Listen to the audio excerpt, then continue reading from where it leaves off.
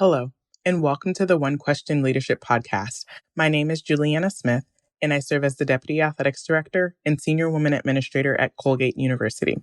I'm a proud graduate of the NCAA Dr. Charles Whitcomb Leadership Institute.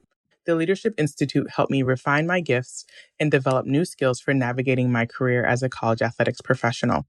I gained clarity about how I want to continue serving within college athletics, and the Leadership Institute helped me build a community of colleagues who support and challenge me through meaningful relationships. As leaders, we should accept the responsibility to continue learning, to continue growing, and to bring others along with us.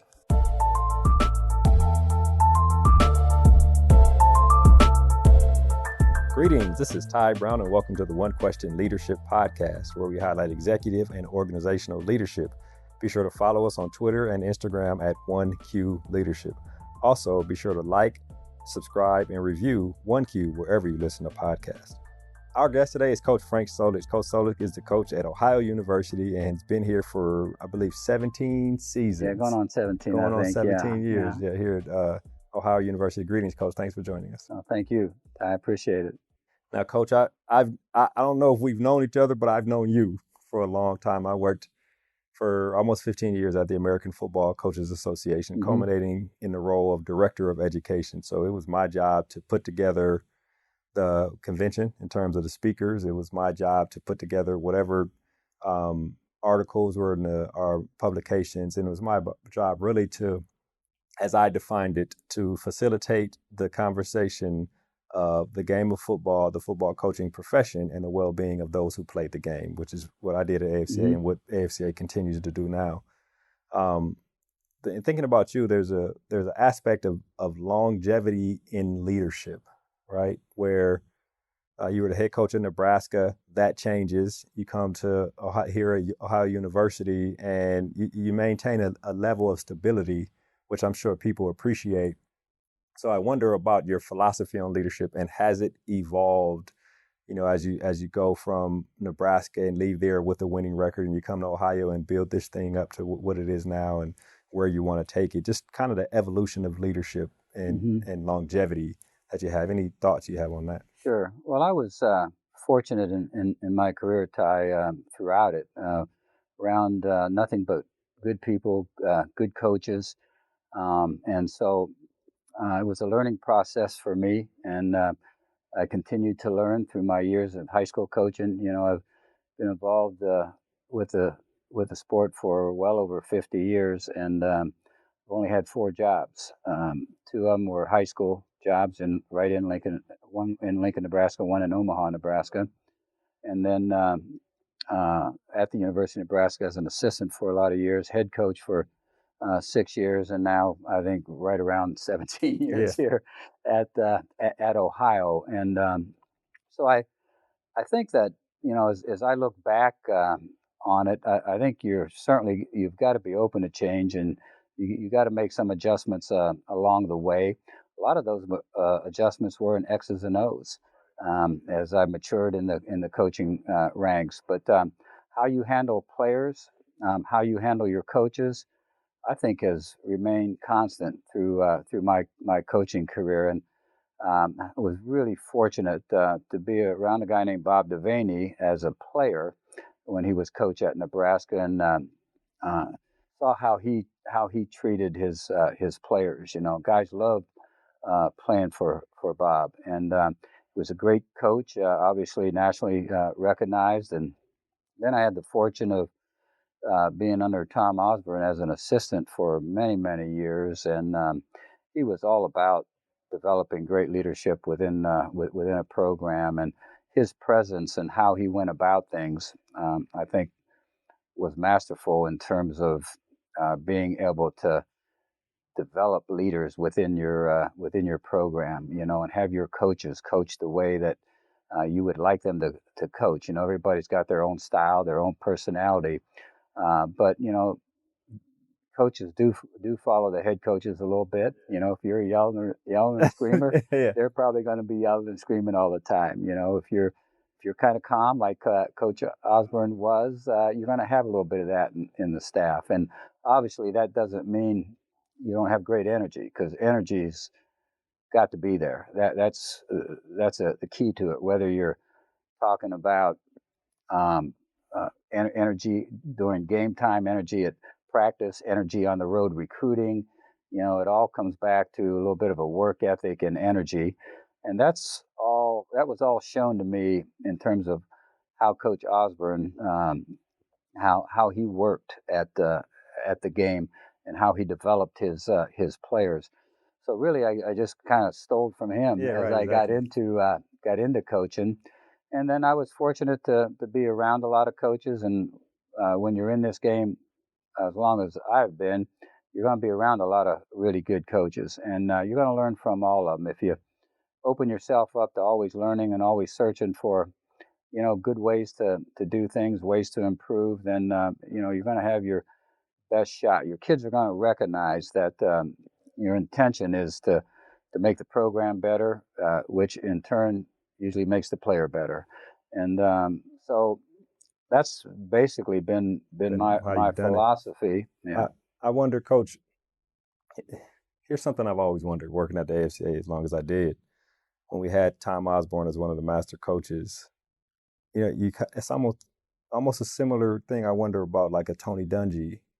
Did they ever yell? Like, were they always these even keeled, calm guys? Like, Now, I would say I don't know that I saw Coach Osborne truly yell. right? I saw him get stern to very stern. Yeah, you knew when they. Yeah, right, Yeah, exactly. but actually just screaming his head off. Mm-hmm. No, he was really composed, under control, and he would pull you aside at times and give you a tip or two Yeah, on that's interesting. yeah, that would be helpful for you, and how you work things and how you treated people, and so that was just remarkable to me to be able to learn at a fairly early age in my career Kind of and how be to able get to the most out of people yeah without yeah cursing them or yeah whatever kind of situation. and I don't pass a player whether it's in the parking lot or um, in the weight room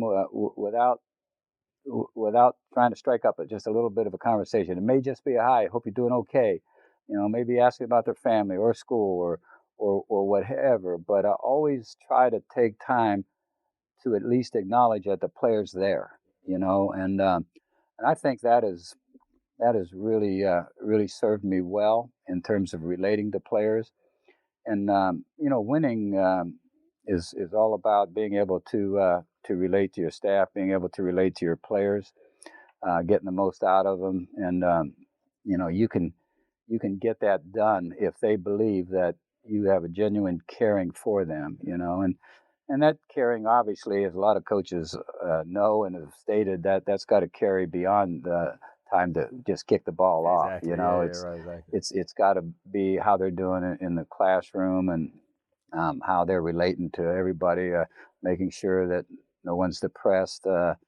Just trying to stay in tune with your players. And I don't think you need to adjust over the years. I mean, if you're a person that has that in you, it's going to show to your players, and it's not going to vary. It's not something that you have to develop. It's something that if you do, and you got it in you to do, you got to make your program better. Yeah, I do wonder about that. You've been coaching, you said 50 some odd years now. You want to stay nimble, that you can communicate and be relevant to the guys because they stay the same age, right? As you keep coaching. I wonder about that in terms of as you have grown and evolved to be one of the elephants of the football coaching profession. How do you stay nimble with regard to bringing in these guys? They keep, they're always 18 to 22 every year. Well, that's easy. They keep you nimble. I mean, if you're around young guys a lot, like you are in this business, you got to stay nimble. You got to stay energized. You can't ask them to go out on the football field and give 100% in what they're doing, and you're not. Right. You can't ask them to do the right things and you're not. And so it's not so much about trying to adjust. It's just a matter of trying to stay in tune with young guys and just making sure that that you have a relationship with them. One thing I noticed And it started before I got to AFCA, but in Coach Taft's tenure, 20, almost 22, 25 years, something like that, as an executive director, as I looked and researched, it was really about professionalism, right? Mm-hmm. If we want the world to treat us as a profession, we need to carry ourselves as professionals. And you've been coaching, you coached for a long time. So I wonder if you saw that transition of, instead of showing up in your gym shorts and your cutoff tee, you show up in a sport coat maybe, or you show up in a polo with some khakis on or slacks on.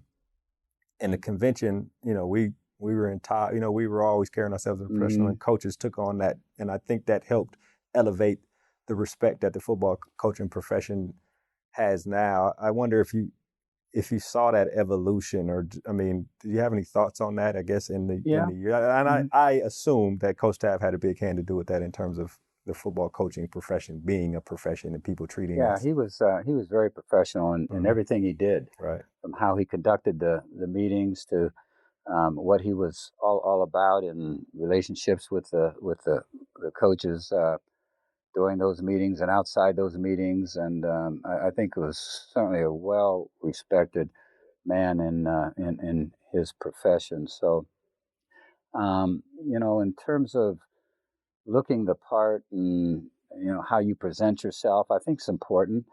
I think your players want you to present yourself well. Right. Certainly your coaches and your alumni do. Yeah. Your boosters do. Exactly. They want you to present yourself well. So that's I think pretty easy for most coaches. But there are those guys that are just totally relaxed, and they operate that way in their meetings. And I think that's okay to some point. Sure, it's got to come back to your personality. I think most coaches think that you just got to present yourself in a manner that people are going to feel good and comfortable about you running their program. Yeah. Exactly. And they want you to present yourself as well as you can in everything that you do. And so you don't have to be wearing a tux around town, but yeah, exactly right. Yeah, but because you are a football coach, but yet your presence and how you look and how you conduct yourself is important. It is. Thinking about like I mentioned, the longevity of leadership. I have conversations with David Cutcliffe about developing young coaches to go out in the world and become great coaches. And I imagine you do the same thing. You've done the same thing at Ohio University. You talk about developing players to think beyond the game. A lot of guys have trouble transitioning from being a football player to being a citizen that doesn't play football anymore. There are coaches that have trouble transitioning from being a coach to being someone who doesn't coach the game anymore. I wonder about your preparation for, players that are now probably head coaches somewhere, assistants that have gone on to become head coaches or position coaches anywhere else. Like, what are you intentional in giving them tools for success, or do you model it as the leader you are? Probably a little bit of both, I guess. Yeah, it's probably a little bit of both. We certainly have expectations, of ourselves as coaches, and as coaches to players, there are expectations there, and I think it's obviously the reverse of that too. There's some expectations that the players have of their coaches. Yeah, there is. And so I think that all can fit together well.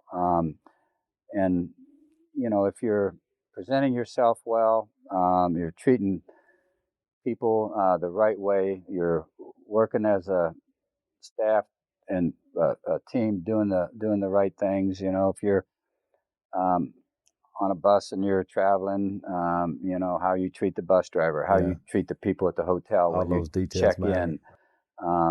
Just all of that, all that matters to us, and we get a lot of compliments from people that we come in contact with that just complement our guys and their conduct. And that's important to me. It's important to our staff, and I'm sure it's important to the university too. So, all of that kind of I think fits together, and it kind of helps your guys develop not only into the person you want them to be, but the athlete you want them to be. So it's all kind of connected. All tied in. You served on the board of trustees at the American Football Coaches Association. Why is that aspect of the profession or of the industry, college athletics, important? The leadership on a broader scale, not just locally where I coach, but in general of an industry. Why has that been important to you throughout the years? Well, it brings together a ton of really sharp guys that do the right things, and you're going to learn if you're around the coaches that are on the board. You're going to learn from each and every one of those guys, because they're tried and true in terms of what they've been able to get accomplished. And so the fact that you're able to pick up bits and pieces along the way from all those guys not only makes your program better, but it makes you more in tune to the things that those top coaches do in order to be successful. And it gives you a little bit of a running start with it when you first come in and on the board. And I served as president for a brief period of time, and working with Todd Berry, and it was great, and he's an example of great leadership, and so that whole thing just kind of permeates leadership. Yeah, understanding the game, understanding the importance to the industry, and really, when you think about college football and college athletics in general, the importance to this country, right? Because I don't think other countries have a college system like we do in terms of athletics, so it's important. I'll ask you one more question, and then we'll wrap. The coaches I know from working at the AFCA so long, the coaches I know that have been coaching for a long time have their mantras or their things that a player from 20 years ago could say, and a player that's on your current team could say. What are, like, I guess, some of your leadership philosophies that you have emphasized for years? Yeah, we've got it down on the second floor. As you get off the elevator, it's rise up, and each of those letters stand for, R stands for respect, and so forth, and that's kind of what we've built our program off of.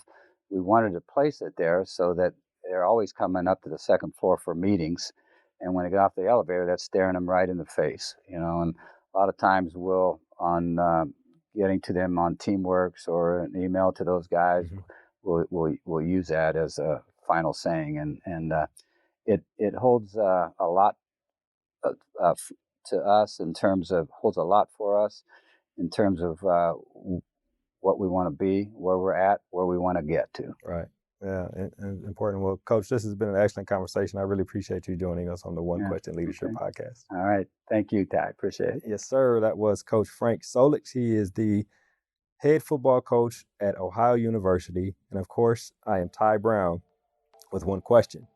And keep in mind, the role of a leader is to create and maintain an environment that people want to be a part of. And as always, be better tomorrow than you are today.